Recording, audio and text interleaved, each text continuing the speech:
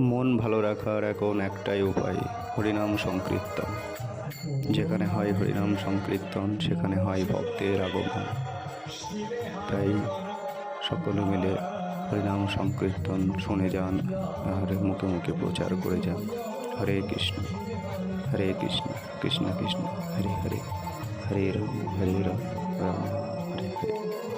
নমস্কার। কীর্তন গানটা শুনুন, ভালো লাগলে সকল সনাতন ধর্মের মানুষকে জানাই শতকোটি দণ্ডবত প্রণাম।